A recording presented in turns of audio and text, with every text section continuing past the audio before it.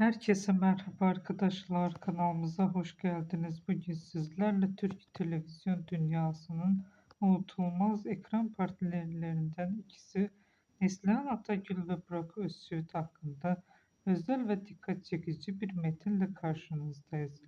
Bazı ekran çiftleri vardır ki yıllar geçse de izleyicinin hafızasında silinmez.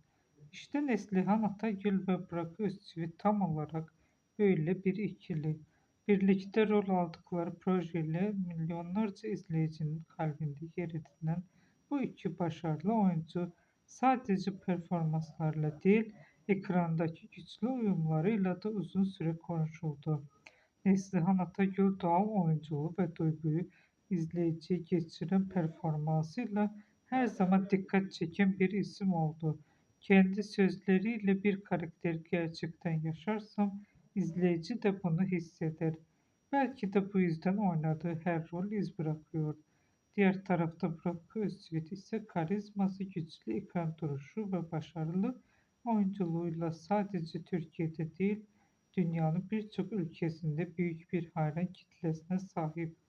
Onun oyunculuğa bakışı ise oldukça net. Başarı, sabır ve disiplinle gelir. Bugünlük benden bu İkilinin kadar birlikte yer aldığı arkadaşlar. sahneler Bizi hala izlemeyi sosyal unutmayın. medyada Yeniden görüşmek paylaşımıyla üzere. devam Hoşça ediyor. kalın.